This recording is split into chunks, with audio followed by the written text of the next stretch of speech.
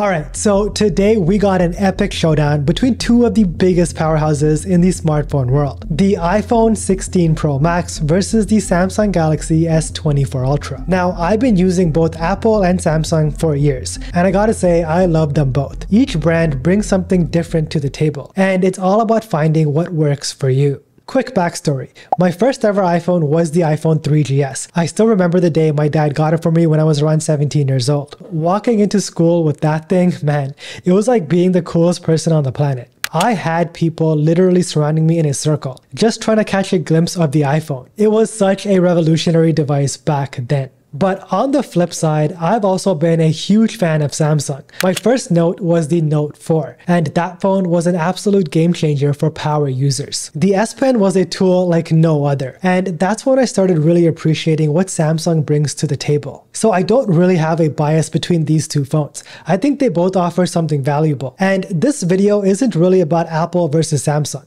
It's about how technology, and especially the phone that you choose, is all about what fits your lifestyle the best. So let's keep it cool in the comment section and just focus on the tech. That is, of course, if you guys can help yourself. And before we jump into it, hey everyone, my name is Rjey. Make sure you hit that subscribe button if you already haven't. We have a lot of awesome content lined up, and trust me, you don't want to miss it. Alright, let's get into it. I've been feeling so small. Watch the clock ticking off the wall. The iPhone 16 Pro Max. Man, this thing just screams premium. It's rocking that titanium frame, and even though this desert titanium isn't my favorite color, I will admit that under certain lighting conditions, it does look really nice. The iPhone 16 Pro Max is a large device with a 6.9-inch display. At times, it can be a bit hard to handle, just due to the sheer size and the weight of this thing. Now, that ceramic shield on the front, that's now 50% stronger than before. And the IP68 water and dust resistance?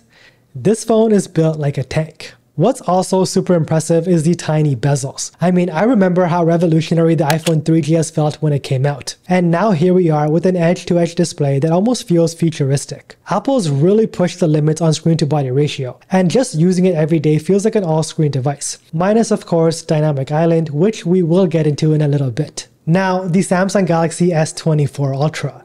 This phone is also built like a tank in the best possible way. The titanium frame gives it a strong, durable feel, and the Gorilla Glass Victus armor on both the front and the back, it's a beast when it comes to durability. Samsung also added an anti-reflective coating to the screen, which is a big win for visibility in general. No more glares, no more reflections, an absolute game changer that I wish the iPhone 16 Pro Max came with. But as much as I love it, I will say that the S24 Ultra is a bit heavier, and those sharp corners, while they do look great, it can make the phone feel a little bit uncomfortable for long periods. The iPhone's rounded corners just feel more comfortable in the hands for extended use. When it comes to displays, the iPhone 16 Pro Max is bringing its A game. You've got a 6.9-inch LTPO Super Retina XDR OLED screen with a 120Hz adaptive refresh rate. And it gets rather bright. We're talking 2000 nits peak brightness. Not as bright as I would have liked to see. It's a bit hard to see the display without squinting in extremely sunny conditions, but otherwise it is a great display.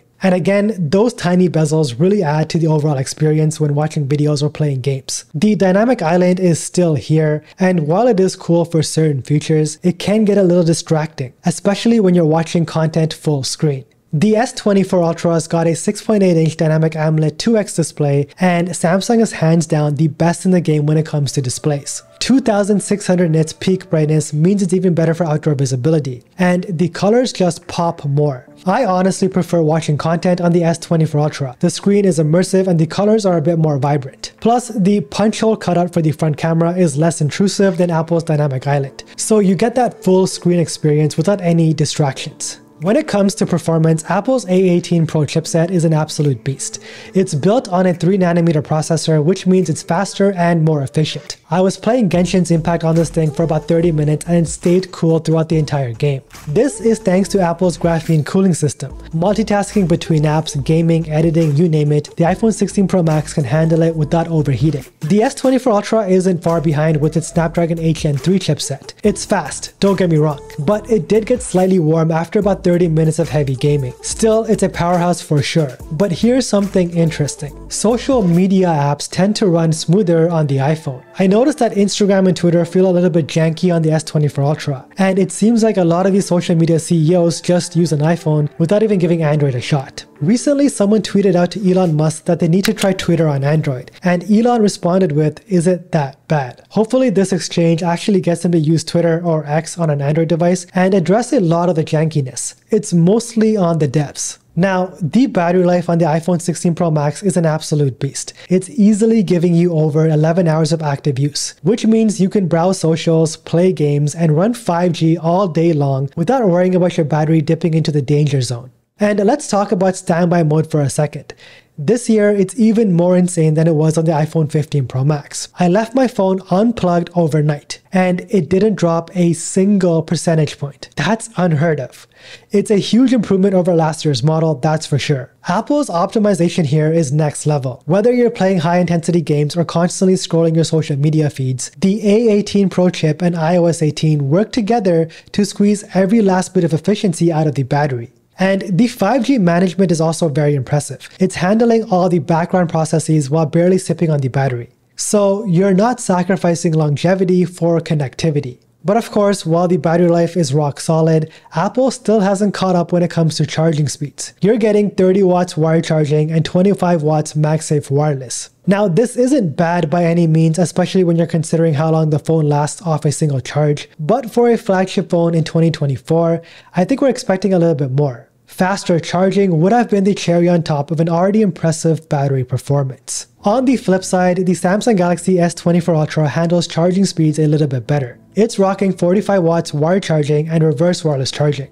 This is rather significant, especially if you've got other devices like Galaxy Buds or a smartwatch. You can top them directly from your phone, which is a pretty cool feature. The S24 Ultra's battery life, while impressive, doesn't quite match the iPhone's endurance. You're getting around 9 hours of active use, which is still fantastic, but slightly less than the iPhone. The trade-off here is that the S24 Ultra charges faster. So if you're someone who needs to get a quick charge in the middle of the day, Samsung's got you covered. But if we're talking about pure battery life and efficiency, especially in standby mode, Apple's really stepped up their game this year. Now, let's not forget about MagSafe. Apple's accessory ecosystem is one of the best out there, and it's been elevated even further with MagSafe technology. You've got wireless chargers, wallets, stands, and a whole range of accessories that just snap onto the back of the iPhone using magnets. It's a little thing, but adds a ton of convenience. And the thing is, it's not just official Apple branded accessories. There are loads of third-party MagSafe compatible options out there. Brands like ESR offer products like this wireless charging stand. This thing offers Qi 2 charging and charges my Apple Watch, my iPhone, and my AirPods simultaneously. The powerful 15-watt charger charges an iPhone 16 Pro from 0 to 100% in just 2 hours, which is significantly faster than other Qi 2 chargers. How is this possible, you ask? Well, it's all thanks to Cryo Boost technology, which keeps both your phone and the charger cool, allowing for consistently fast charging. There's also an Apple Watch charger, which can be used separately, by the way, and it charges my Apple Watch Series 10 in less than an hour and 40 minutes. And this is key because all other third-party chargers don't charge the new Series 10 this fast. Now, if you need extra power on the go, make sure you check out ESR's Kickstand Power Bank. It's super compact, slim, and only 15.5 millimeters thick, which makes it 38% slimmer than its competitors. And it also features cool charging through its intelligent temperature monitoring, which means this power bank stays cool in situations where others would get hot. The 15-watt Qi 2 charging gets the iPhone Pro up to 84% in under 2.5 hours on a wireless charge. As a tech YouTuber, I have a ton of battery banks, but the kickstand on this one makes this one super convenient for watching content in both portrait and landscape orientation. Also, check out this car charger, which also comes with the same Cryo Boost and fast charging benefits, and it keeps your phone cool even while using GPS. Now that's a game changer. If you want to check out any of these ESR products, check out the links in the description below, and thanks to ESR for sponsoring this video. Samsung, on the other hand, while having some great accessories like Galaxy Buds, Galaxy Watch, and various cases, just doesn't have the same level of accessory support as Apple. There's no equivalent to MagSafe, which means the variety and convenience of Snap-on accessories just aren't there. You can get some cool add-ons for the S24 Ultra like wireless chargers or cases with S Pen holders, but options aren't as wide-ranging or tightly integrated.